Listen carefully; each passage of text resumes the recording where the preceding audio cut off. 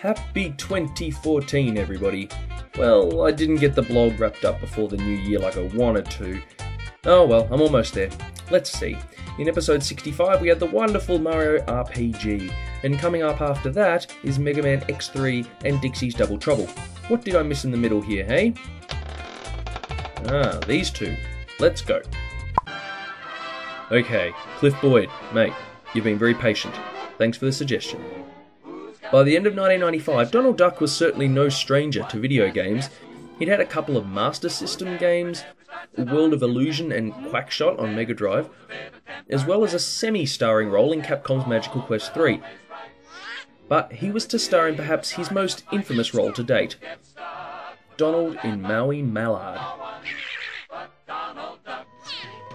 This is a 16-bit game that many people never played, since it just sneaked in at the very end of the generation of consoles. It was first released on the Mega Drive in 1995, but not in America, and a year later it got ported to the Super Nintendo all over the world. The game is such an odd concept, and it was so rare back in the day it's developed a bit of a cult following. But is it any good? Let's find out. I really wasn't sure what to make of this game to start off with. It's not based on any existing Disney license, and although it's got a familiar main character, he's acting as someone else.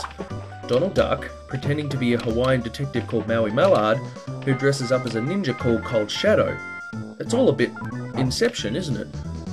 Meanwhile, we're talking about an all-American Disney family hero who wields a gun and practices ninjutsu. It's baffling that Disney was okay with all of this.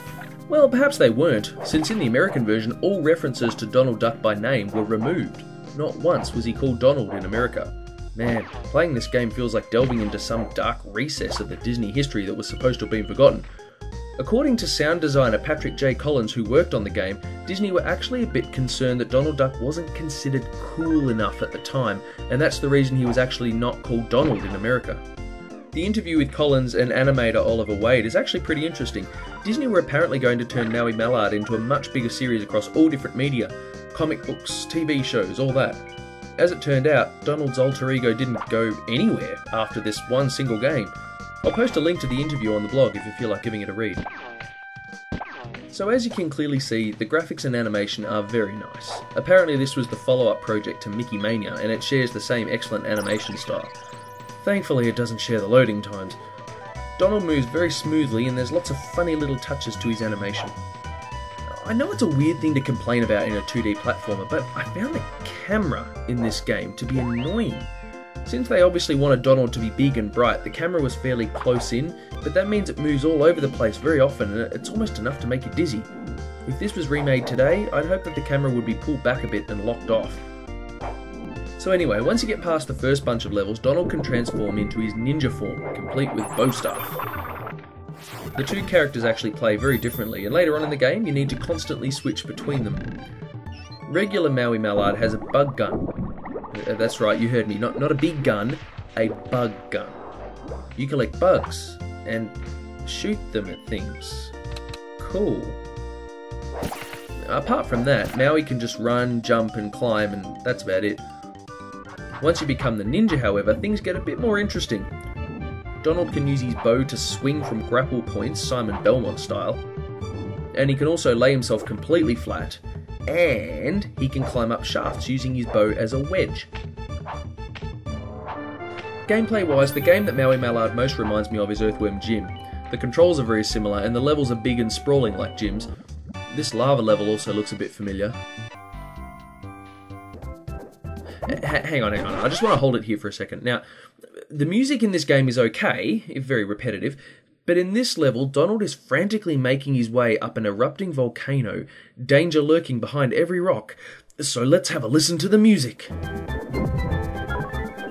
Yeah, that's the music. Elevator music. Muzak. Surely they could have composed something a bit more dramatic than that. As I mentioned earlier, some of the levels are quite big in size. They're full of bonus treasures for you to find.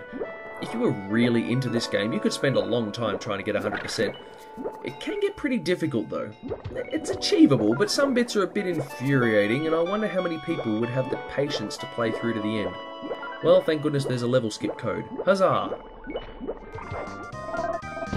I wouldn't say that Maui Mallard is the greatest game ever. Some of the collision detection I found to be a bit iffy. And there's that annoying platform game sin where you can never really tell which walls and platforms are solid and which ones are background decoration. Look at this! Ugh. But aside from all this, I still found myself enjoying it. It's pretty good.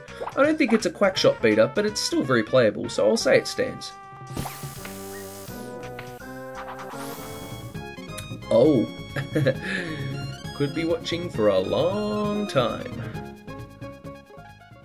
This next game was suggested by Quicksilver and Zach Dufois. Pachong! Wild Guns.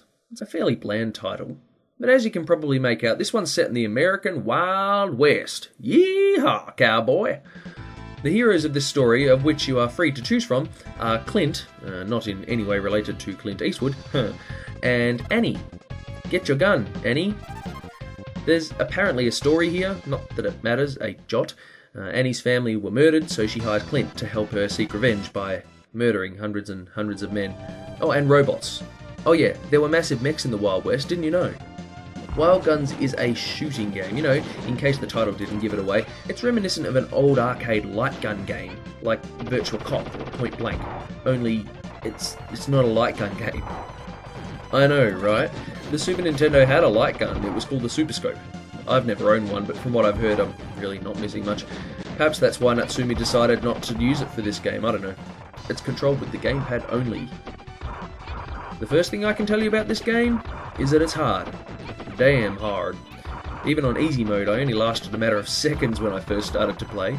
I found that after a while I began to get the hang of it and lasted a bit longer. You've got to strike the perfect balance between shooting, in which you can't move, and dodging, in which you can't shoot. It's a push and pull kind of mechanic where you need to make split-second decisions, the wrong one which will result in your one-hit death. Yep, it's as tough as nails, partner. Maybe that's to compensate for its length, since it is really short. One thing that stands out is the great graphics, full of wonderful little touches, like how pretty much everything can be destroyed by your bullets. Signs, tables, walls. It's not just the baddies you're destroying, it's the whole place. Actually, this reminds me a bit of Mad Dog McCree. Did anyone play that in the arcades? I remember thinking that using real actors in games was how every game would be in the future. This genre of arcade shooting games really dried up around the mid-90s. Later on it gets somewhat of a home resurgence with the Sin and Punishment games, but you could never say any of these games have been top sellers. Tell you what though, their fan bases are very passionate and I can see the appeal.